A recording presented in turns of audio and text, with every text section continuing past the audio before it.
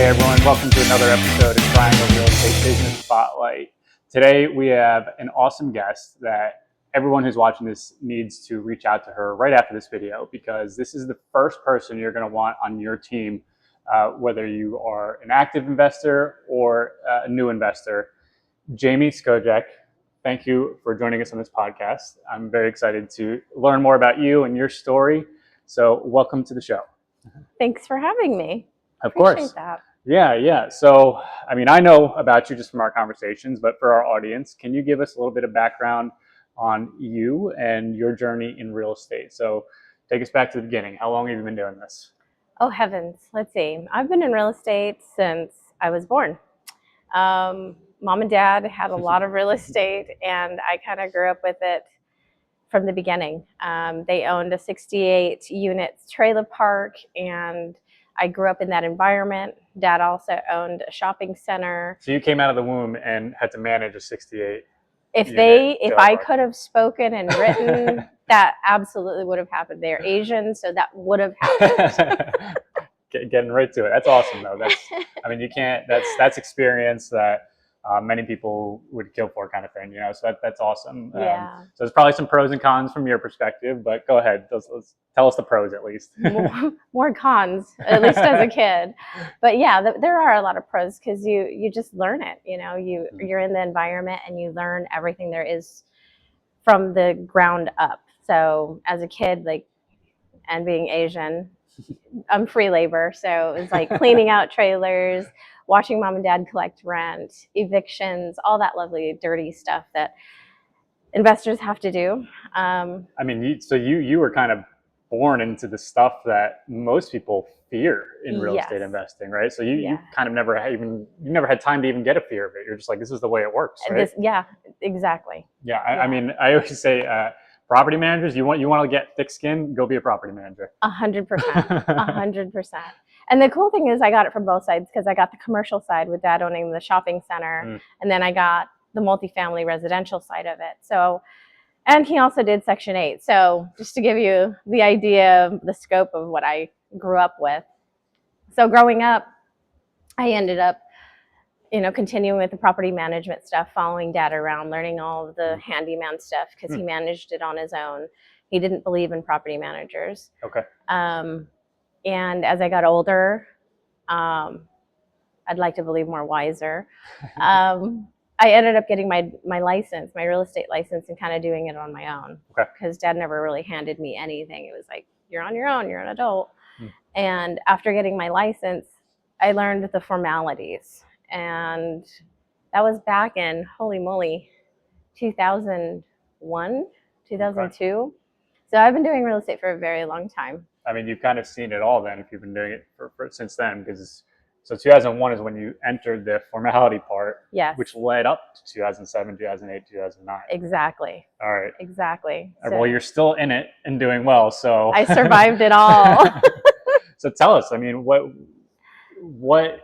still an investor too, right? You're an active investor yourself. More importantly, it's your lifestyle, right? So meaning a lot of people who do this, they maybe do it part-time, or they're thinking about doing it. But to speak with somebody who is doing this as this is my life, right? And I do well at it, I think is quite an opportunity, not just for myself, but also for the viewers.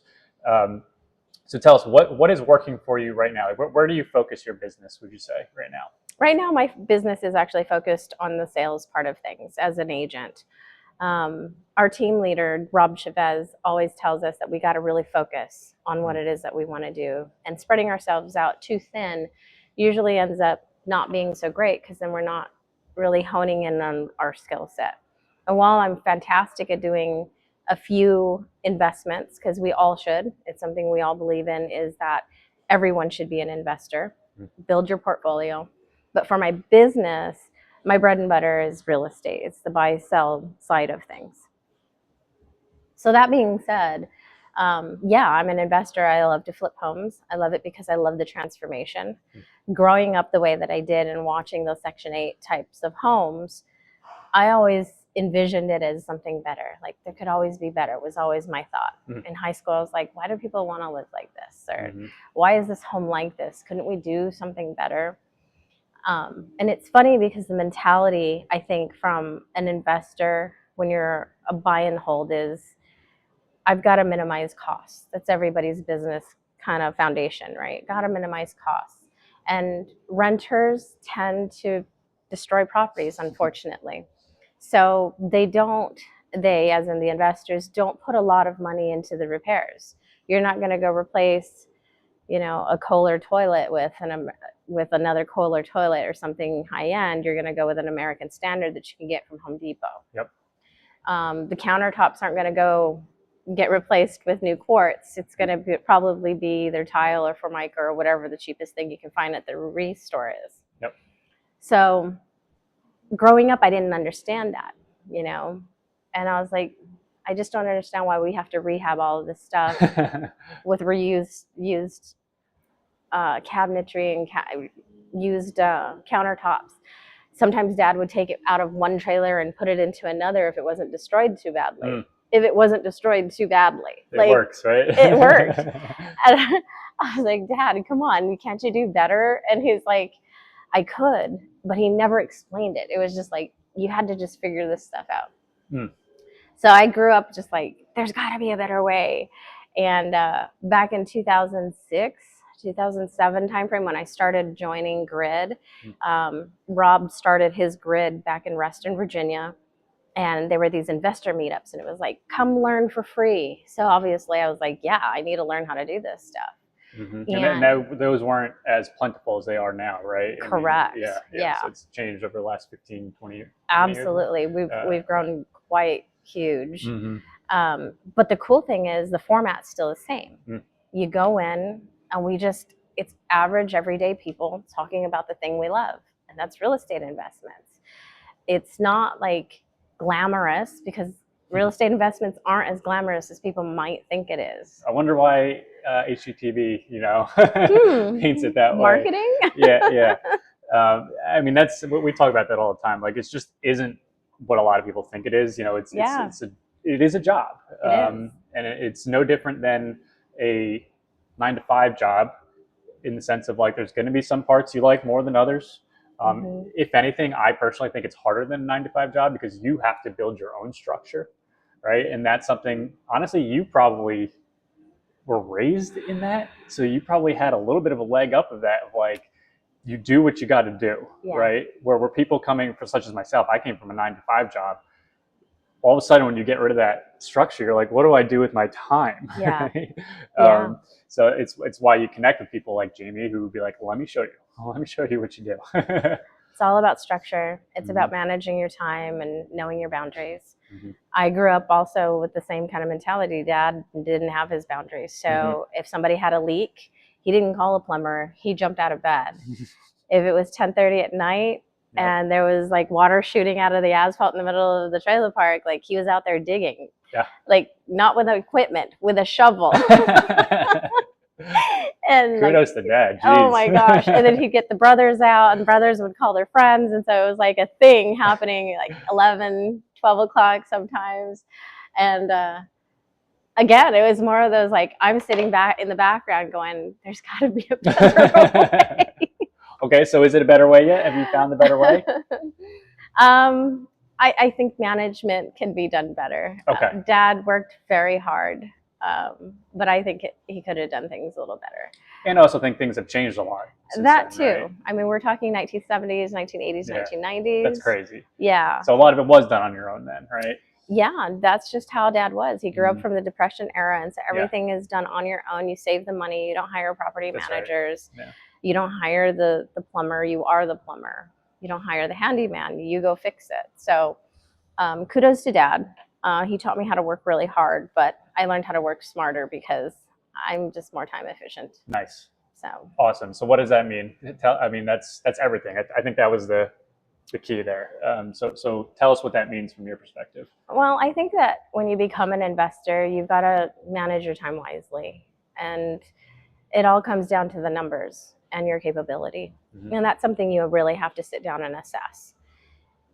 If you're a really handy person, you're managing one property, maybe even 3, okay, fine. Go fix the hand railing, go unclog the toilet. Not a big deal. Yep. If it's a major thing, you have an electrical panel that's sparking, call the electrician, There's probably legal ramifications for that now. There are. But you should also do that for multiple reasons. So keep going. You will be surprised what some homeowners will do. So, like, even as an agent, I would suggest call a professional. It's going to be better in the long run, because if you ever exit your property, you're going to want to have a paper trail that shows, yeah, I maintained this home well. I called electricians when I needed to. We hired general contractors to do major renovations. I didn't get up there by myself, unlicensed, with unlicensed people on top of the roof doing roof repairs. I hired a licensed contractor. Here are the invoices. It makes the sale go better. It makes your value go up. So those are some of the little things that I would suggest. You're making more money in the long run. Kind of effort. Yeah. So now, are you working with your client? What do you do with your clients? So are you just doing buy and sell? Or are you with them the whole way? What do you do there? I do a little bit of everything. Okay. It's mostly buy and sell and consultative type thing. Yeah, that's what it sounds like, just based on what your knowledge is here. Admittedly, my rates are higher, but the reason is because I come with a lot of knowledge. I come with a lot of hands-on knowledge. I have 23 years under my belt. I've seen pretty much everything from Section 8 all the way to luxury housing and commercial. So when it comes to my investors who work with me, you're going to get the gamut of information. Yep. So I'm not the 1% agent. I know they're out there, but I'm not that person. Which is crazy. Yeah. Yes. I mean, the 1% agent, meaning there's people that are working for 1% on their commission right now. And, markets are always shifting. There's always things that happen like that. And I think the people who are doing that right now, there is a time and place. They're making their career out of this, right? I wonder if they are, though. I mean, I've run my own brokerage at one point, and it takes a lot. The numbers have to be there in order for your business to run. And when you don't know the money math, your brokerage fails. Admittedly, my brokerage failed back in 2016 because I didn't understand the money math. And thankfully, I've moved to a team where we teach the money math and we have that opportunity model. So a little plug there for that. Sure. We teach that to other agents as well. Absolutely. Go ahead. So if there are agents out there that want the long-term and want to make this a long-term career move, our team actually does teach the money math behind what it's like to own your own office and keep it sustainable. So, and on the lending side, we actually do something very similar with other private lenders, and it's 100% the same thing. For anybody else who's doing the 1% game, we call it a race to the bottom. Yeah. And you burn out, you didn't make any money, and you end up starting over. So, probably a little bit outside this podcast, but definitely, I think, not that I think, I know, just based on experience, paying for somebody's experience, such as yourself. I know you said like my rates are a little higher. Trust me, when you talk with Jamie, you'll realize the first thing you're going to say is, you should charge more, right? I mean, that's really how it goes, right? I mean, it's a little bit of a harder sale for you on the front end. Yeah. But once you start working with somebody like Jamie, you're just like, yeah, this is the type of person I need on my team. And that's what, talking about breaking the 9 to 5, like, you have to go make your team. Yeah. You have to go find it and create it and keep it around you. And having somebody such as yourself, I think, is a key member of your team. So let me just ask the hard question. If I'm an investor, how do I trust you're not keeping all the good deals and trying to give me the bad deals? That's easy. I don't help people with their flip properties. That's just too much work. If you want to pay me a really high consultative fee for that, or you want to do like an equity share type of deal where we JV the deal, okay, that's what I'll do. Okay. But if you're going to come to me and say, find me the flip property, I'm just not going to, because if I find the flip property, I'm probably going to take it for myself. Yeah. It's a lot of work. But if it's something else where you're going to buy and hold a property, I'll do that all day long, because everyone can build a portfolio on a normal, average, everyday property that's sitting out there right now. Awesome. Okay. So where are you going with your company right now? You know, I mean, the market has been absolutely up and down roller coaster the last 5 years, right? So as of today, if you're watching this is what, August 12th, 13th? What's today? It's the 12th. 12th, thanks. 2025. So, you know, the last 3 years, and we're in Raleigh territory for this interview, I would say pricing has been fairly flat, you know, some up, some down, depending on when type, condition, all of that type of stuff. Where are you taking your team? Let's crystal ball this over the next 3 years, would you say? Over the next 3 years, we're just going to see continued growth.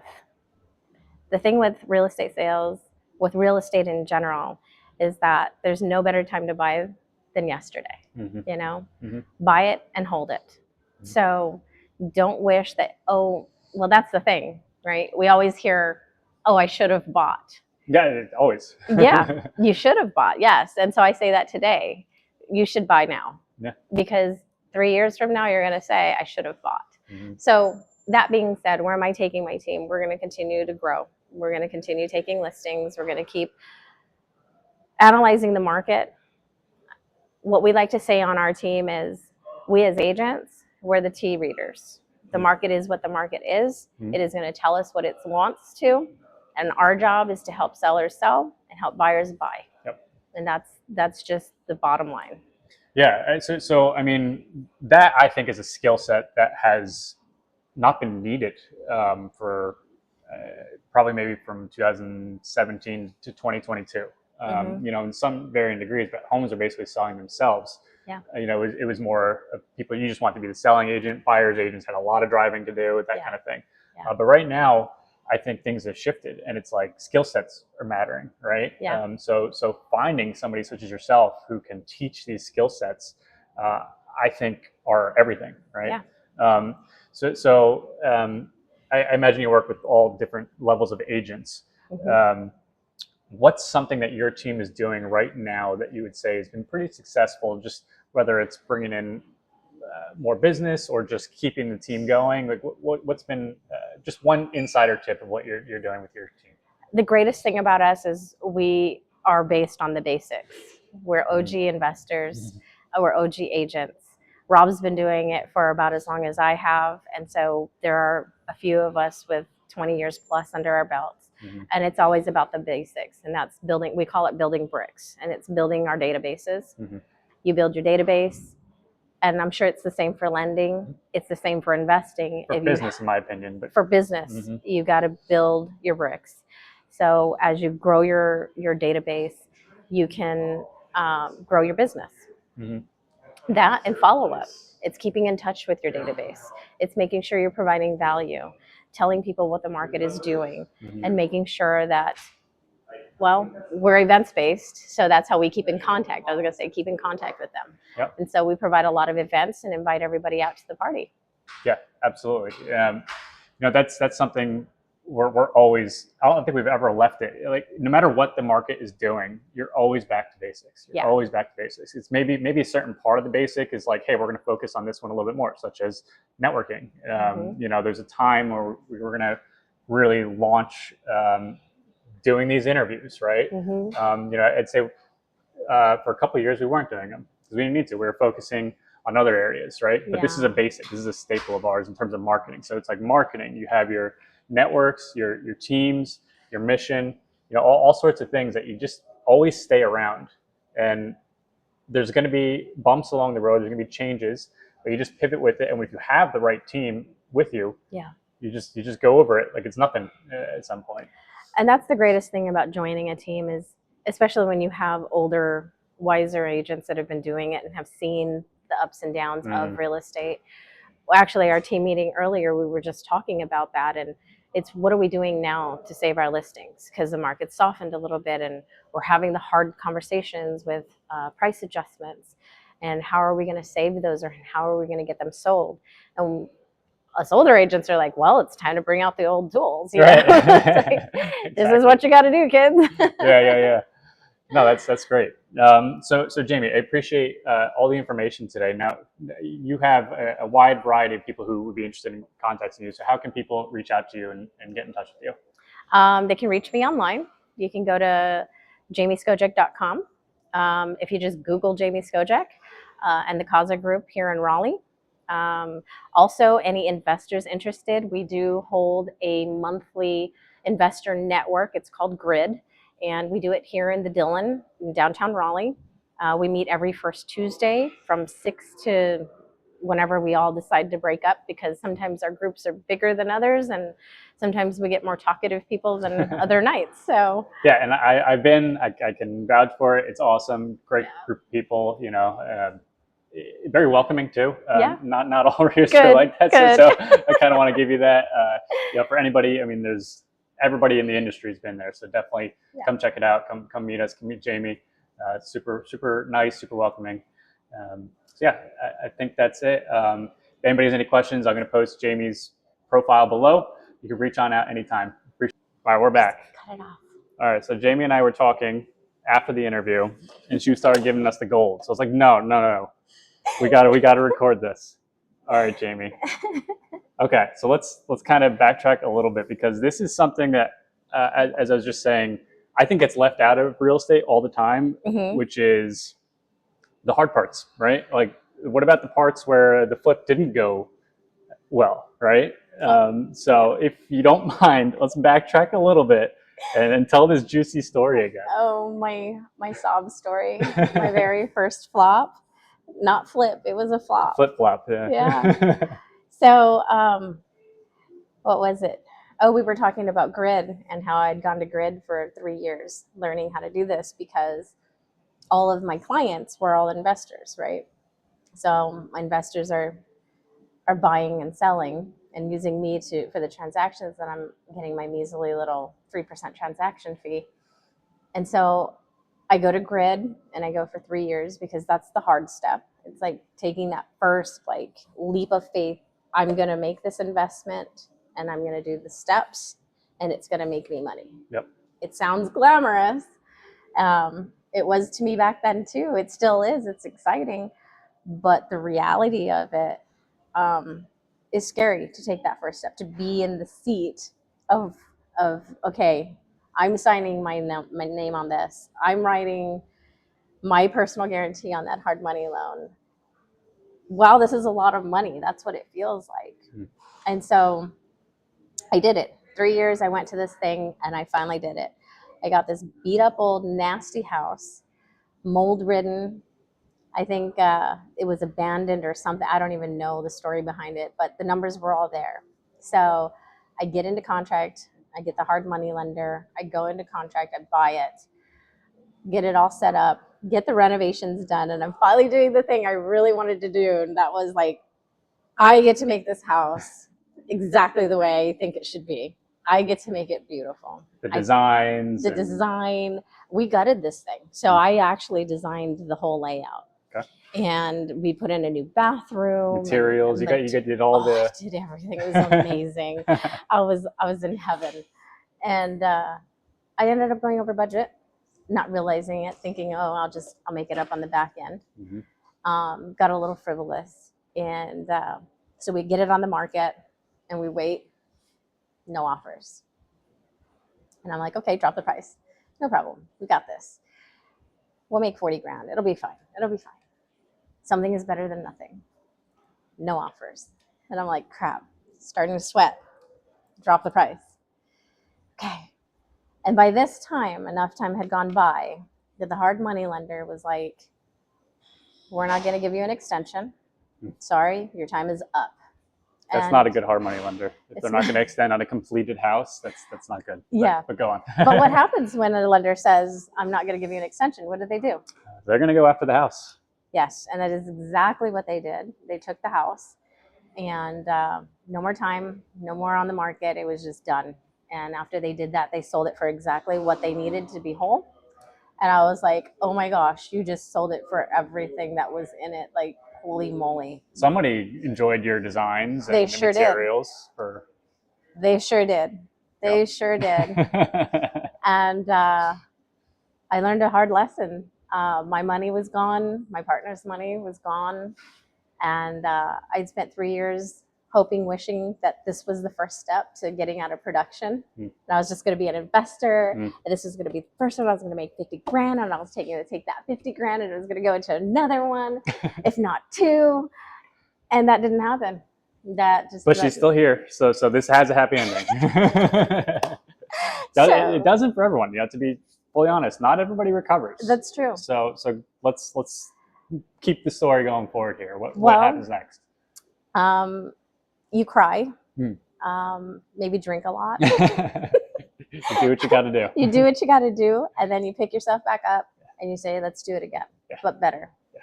And you watch the numbers, and you don't put in the quarts, and you don't put in the high ends, and you keep those numbers where they've got to be, and you price it right. That's the key thing. You price it right, and then you get it sold, and then you make $147,000 nice on your next deal. So that's what kept me going. There you go. So what I hear there is you paid $30,000 for an education cost. Yes. Which nowadays really isn't even that much in terms of education. Yeah. But that is more than just an education of I took a course and then felt ready. No, you have to go through that process to get that education. There's no other way. There's no other way. You just have to do it. What I do actually sometimes recommend though is a co-signer. Did you think about doing that? Having a partner that had experience at the time? No, didn't even consider it. I knew of it because we talked about it at Grid. Yeah. I knew of JVs, but I was like, I was sure. I was confident. I was confidently wrong. Yeah, we do have a saying. It's okay to be wrong. You just need to be on the right side of wrong. Yes. And unfortunately, that was on the other side. But either way, you took that knowledge and you applied it. And I do think that is actually a mistake that some people make where they say, I have an eye for this. I have the design. And it's like, you sure do. Yeah. No doubt about it. I'm sure that house was awesome. Yeah. But during that it's a passion, right? You can feel the excitement coming from you. You can lose sight of the numbers, right? Like, what is this really going to sell for in this neighborhood? Yeah. Maybe some other neighborhood that might have gone for that kind of thing. I don't know the details of it. I just know from my experience. It was in Manassas. You know Manassas. Yeah. So it was something I shouldn't have put every luxury detail into. I just didn't need to do that. Yep. Lesson learned. And the 147. I mean, that's dude. That was awesome. Well, that's why we put the camera back on. So awesome. That's all. I just wanted to capture that story. Awesome. So thanks again, Jamie. And that'll be a good one for the podcast. Cool. Thanks for hanging out with us on the Triangle Real Estate Business Spotlight. If you liked what you heard, do us a favor. Hit like, drop a comment, and share it with a friend. It helps us grow and keeps the conversation going. Until next time, thanks for tuning in.